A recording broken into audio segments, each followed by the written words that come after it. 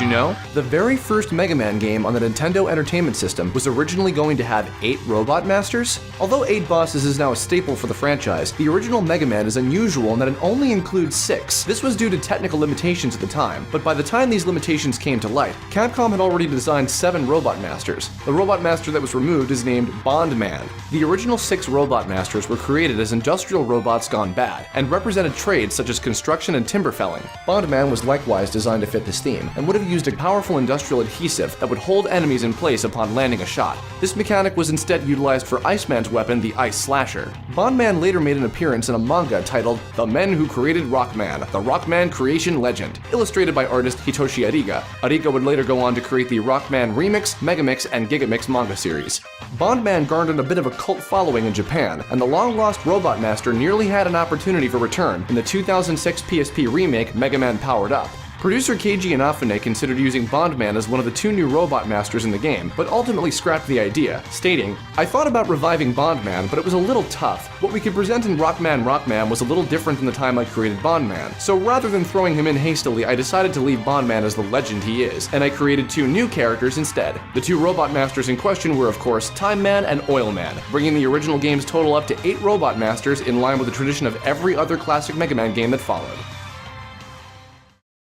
The Mega Man Battle Network series was created for the Game Boy Advance and was inspired by the growing popularity of cell phones and the internet with a young Japanese audience in the early 2000s. The concept of a cyberspace version of the Blue Bomber came from this idea and led to other classic Mega Man characters such as Roll, Proto Man, Bass, and the many Robot Masters being repurposed as digital beings called Net Navis. Human partners, or Net Ops, were also created to illustrate a sense of story-based control over the Net Navi characters and to add further relatability to the player. When developing Battle Network's gameplay, the team found blending an action game like Mega Man with new RPG elements proved to be very difficult. The game's director, Masahiro Yasuma, stated, "There were 2 things that were kind of problematic about Battle Network 1. First of all, there was never a game of its type before. There was no pattern to follow, no rough idea to go upon. If there was any type of game, it was never really successful. They all failed." Coming out of this failure, the Pokemon and Yu-Gi-Oh franchises were used as the model of what to go on, as they were considered the closest equivalents. The Battle Network series has collectible battle chips that appear throughout the games. From Battle Network 4 onward, 2 versions of each game were released containing different chips and Net Navis to collect and battle against, with connectivity between the 2 versions in the style of Pokemon. However, according to the Mega Man Battle Network official Complete Works art book, the original pitch for the first Battle Network contained an idea of having 3 different games, each with their own playable characters. The document states that version A would star Lan Hikari and Mega Man.exe, created specifically for the anime series that would air alongside the game's release, but these 2 would eventually go on to be the central characters for the entire franchise. The scrapped versions B and C would feature a pair of twins named Seimai and Rodo Kazumi, who would operate a pair of Navis called Mega Man Buster and Mega Man Blade.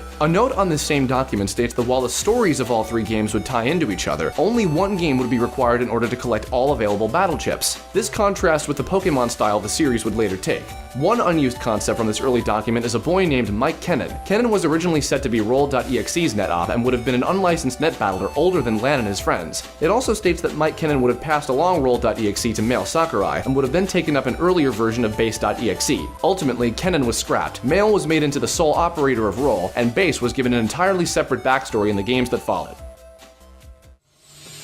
The Mega Man series has a tradition where many of its characters are designed by supporters of the series. Fans would enter into contests held by Capcom who were looking for new boss characters in each game. The 8 Robot Masters from Mega Man 2 through 7, as well as 6 of the Robot Masters from Mega Man 8, all started as drawings sent in by kids and were later refined to fit the art style of the games. Although the grand majority of the winners were Japanese, there were 2 winners from North America that created Robot Masters for Mega Man 6, where an international robot tournament was being held with representatives from all over the world. Daniel Valet from Canada, creator of Nightman, claimed to have submitted so many boss ideas that they could have filled up at least 8 games, including examples such as Waveman and Samurai Man. The other North American winner was Michael Leader, who created Mega Man 6's Windman. Ironically, during Capcom's very first boss contest alongside Mega Man 2, Keiji Inafune not only provided his own version of Windman as an example of what to submit, but he also drew up his own versions of Drill Man, Hornet Man, and Pump Man, all of which would eventually go on to be real Robot Masters in Mega Man 4, 9, and 10 respectively. Similar concepts contests were held for the Mega Man, Battle Network, and Star Force series, starting from their second games and onward as well. Even the Japan-only crossover game Rockman.exe, Operate Shooting Star, featured a contest winner's character, originally submitted as an FMian called Clock Genius, and then redesigned into a NetNavi called Clockman.exe,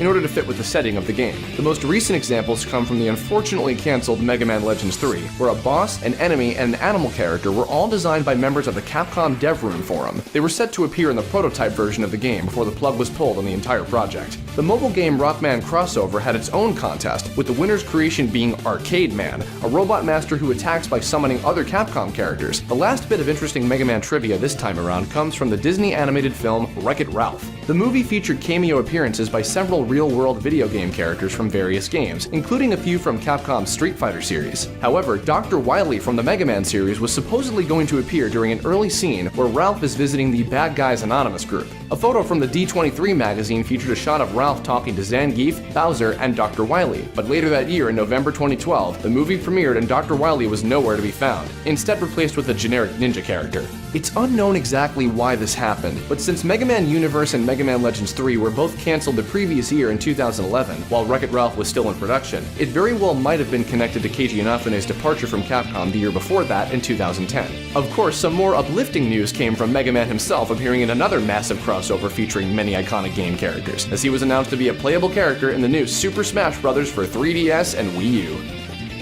That's all we got time for today, but don't forget to subscribe to Did You Know Gaming on YouTube and follow Did You Know Gaming on Facebook and Twitter. Make sure you also check out didyouknowgaming.com, and if you like this video, check out our other videos as well. And if you've ever been curious about the voices behind some of your favorite Mega Man characters, you might want to check out my unofficial spin-off of Did You Know Gaming called Did You Know Voice Acting. Like, I bet you didn't know that Base.exe from Mega Man NT Warrior is voiced by Ed from Ed, Edd n Eddy. That apparently blew a few people's minds.